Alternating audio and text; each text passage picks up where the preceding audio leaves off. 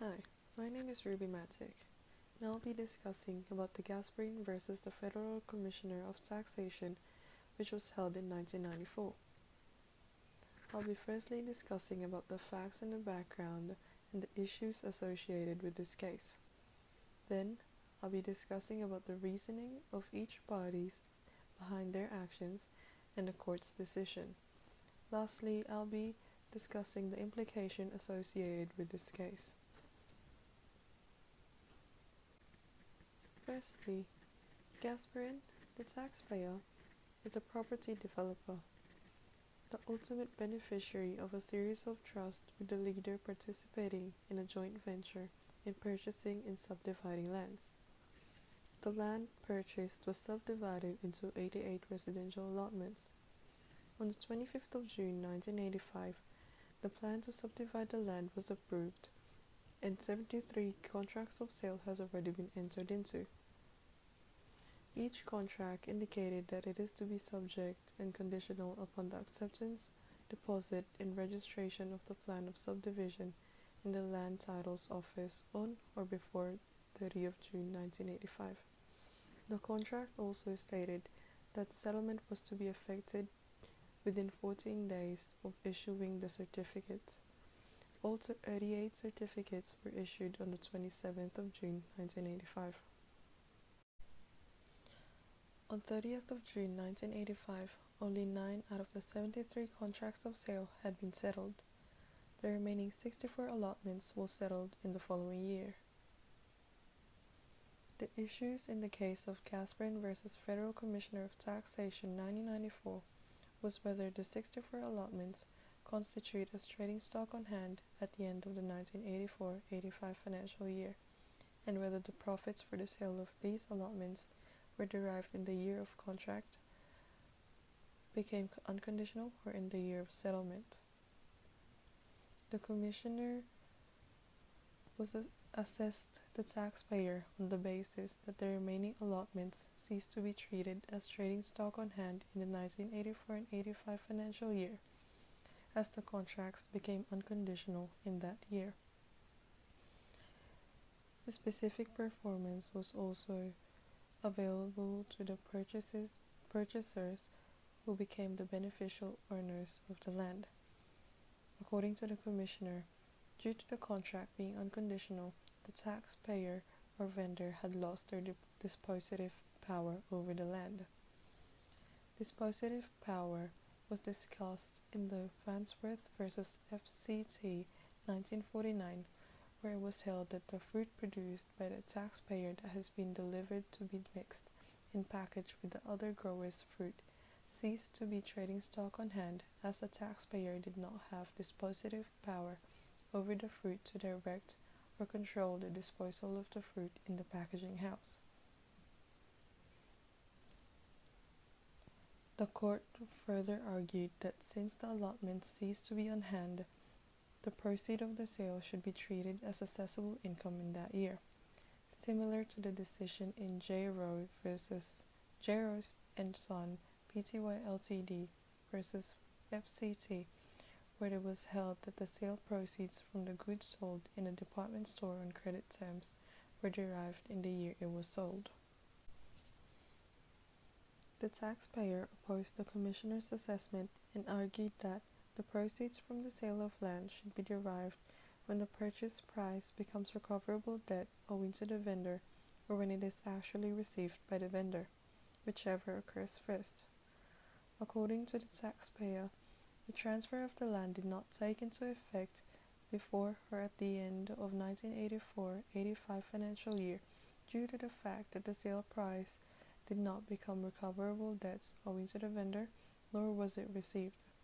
The transaction was also not settled, and the taxpayer or vendor has not completed their obligation. Therefore, the sale proceeds were derived and should be assessed in the following year. The case was firstly taken into the Administrative Appeals Tribunal, where the court agreed with the commissioner's argument on the basis that the contracts of sale became unconditional during that year. The taxpayer didn't agree with their decision and therefore brought it to the full Federal Court of Australia, which took their side on the basis that allotments in question remained in the name of the vendor until settlement, as not all dispositive power of the vendor had been lost when the contract became unconditional. The allotments in question remained to be registered in the name of the vendor until settlement. Until then, the vendor did not cease to have any proprietary interest on the land. Prior to settlement, the purchasers undoubtedly acquired interest and rights to specific performance with regards to the land. However, the purchaser cannot be considered as the sole or significant owner of the land, as the vendor still remains substantial interest in the allotments. The purchaser had only contingent rights to equitable ownership of the land, only existing when the payment is received and the contract to remain specifically enforceable. Since there were no accounting evidence that can determine when the proceeds were derived, their version of income depended on the existence of debt relating to the sale of a trading stock. We'll now be taking a look what will happen if Gasparin's approach were correct. The trading stock will be remained to be treated as on hand and the debt is accrued at settlement. Therefore, in case of cancellation of sale, no accounting or taxation consequences would arise. The deposit will be forfeited and will become actual receipt at that time. However, when the Commissioner's approach is to be correct, the income that is derived as soon as the contract has been entered into will not be able to be reversed if the contract failed. In relation to bad debt, no bad debt can be brought into account until settlement that is specified in the Act.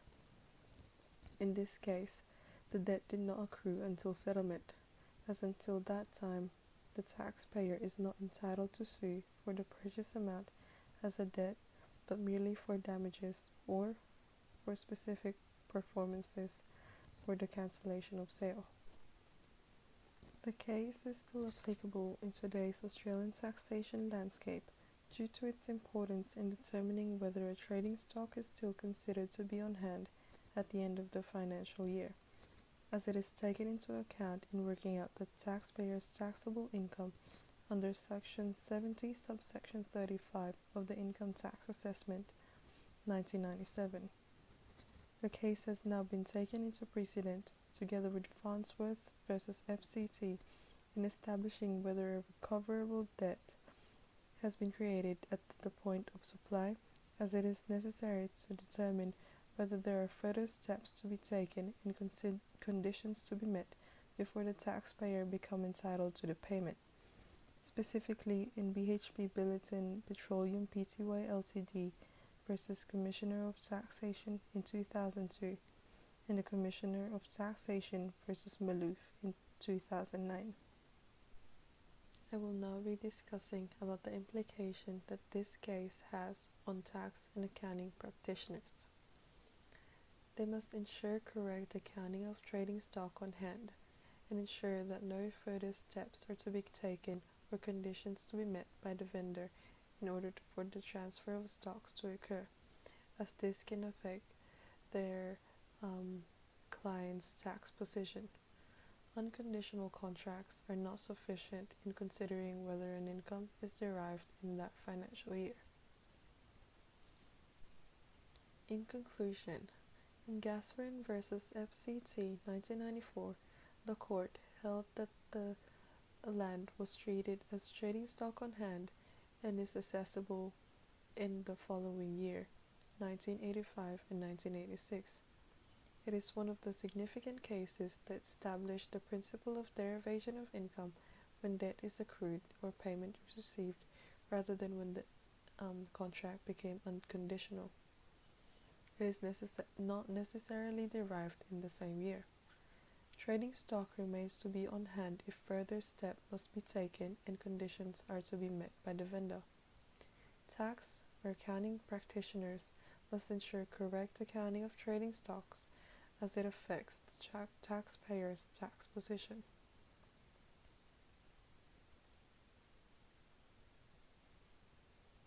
Thank you for listening to my presentation.